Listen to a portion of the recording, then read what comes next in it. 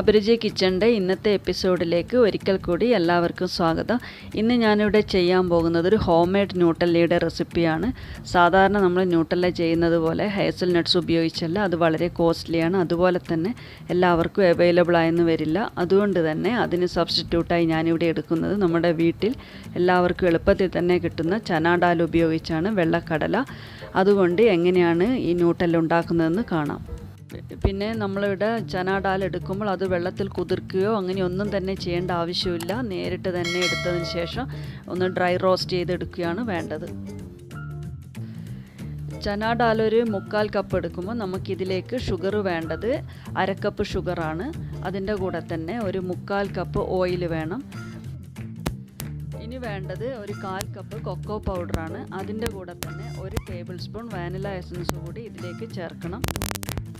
ഇനി ഇത് എങ്ങനെയാണ് ചെയ്യേണ്ടതെന്ന് വെച്ചാൽ, ആദ്യം തന്നെ നമ്മൾ എടുത്തു വെച്ചിട്ടുള്ള ചനാ ഡാൽ ഒരു പാനിലേക്ക് ഇട്ടതിന് ശേഷം ലോ ഫ്ലെയിമിൽ വെച്ച് നന്നായി തന്നെ ഒന്ന് റോസ്റ്റ് ചെയ്തെടുക്കുക. ഹൈ ഫ്ലെയിമിൽ വെക്കാൻ പാടില്ല, പെട്ടെന്ന് തന്നെ അതിൻ്റെ പുറം ഭാഗം കറുത്തു പോകും. പിന്നെ അത് നമ്മൾ ഉദ്ദേശിച്ച ടെക്സ്ചറിലേക്ക് വരികയില്ല. അതുകൊണ്ട് തന്നെ ലോ ഫ്ലെയിമിൽ വെച്ച് കുറച്ച് സമയം എടുത്ത് തന്നെ ഇത് നന്നായി ഒന്ന് റോസ്റ്റ് ചെയ്തെടുക്കുക. നമ്മൾ എടുത്തിട്ട് ഒന്ന് കടിച്ചു നോക്കുമ്പോൾ നന്നായി തന്നെ അതൊന്ന് പൊട്ടി വരണം. അതാണ് ഇതിൻ്റെ ശരിയായ പാകം. ഞാനിവിടെ ഇപ്പോൾ നന്നായി തന്നെ ഇതൊന്ന് റോസ്റ്റ് ചെയ്തെടുത്തിട്ടുണ്ട്. ഇനി ഇതിൻ്റെ മറ്റുള്ള കാര്യങ്ങൾ എന്താണെന്ന് നോക്കാം.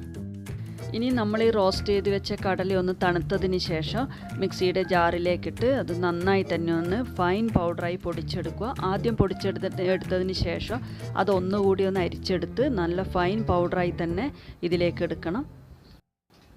ഇനി ഒരു മിക്സിയുടെ ജാറിലേക്ക് കൊക്കോ പൗഡർ, അതിൻ്റെ കൂടെ തന്നെ ഷുഗർ, പിന്നെ നമ്മളിപ്പോൾ പൊടിച്ചു വെച്ചിട്ടുള്ള ചനാ ഡാലിൻ്റെ പൗഡർ, അതിൻ്റെ ഒന്നിച്ച് തന്നെ ഒരു 3/4 കപ്പ് റിഫൈൻഡ് ഓയിൽ, ഇതെല്ലാം ഒഴിച്ചതിന് ശേഷം ഇത് നന്നായി ഒന്ന് അടിച്ചെടുക്കുക. ഓയിൽ ആദ്യം തന്നെ മുഴുവനായും ചേർക്കണ്ട, ആദ്യം പകുതി ചേർത്ത് അതിൻ്റെ കൺസിസ്റ്റൻസി നോക്കിയതിന് ശേഷം മാത്രം ചേർത്താൽ മതി.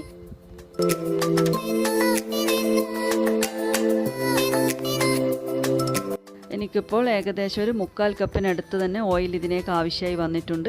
ഇനി ഇതിലേക്ക് 1 ടേബിൾ സ്പൂൺ വാനില എസൻസ് കൂടി ചേർത്തതിന് ശേഷം അതും നന്നായി തന്നെ ഒന്ന് ബീറ്റ് ചെയ്തെടുക്കുക. ഇപ്പോൾ ന്യൂട്ടല്ല റെഡിയായി കിട്ടിയിട്ടുണ്ട്.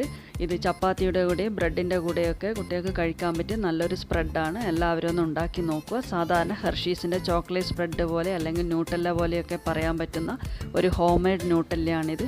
എല്ലാവരും ഒന്ന് ട്രൈ ചെയ്ത് നോക്കുക. ഇഷ്ടപ്പെട്ടിട്ടുണ്ടെങ്കിൽ കമൻറ്റ് ബോക്സിലേക്ക് കൂടി അറിയിക്കുക. സബ്സ്ക്രൈബ് ചെയ്യുക. ഇനി നല്ലൊരു റെസിപ്പിയായി അടുത്ത വീഡിയോയിലേക്ക് കൂടി കാണാം.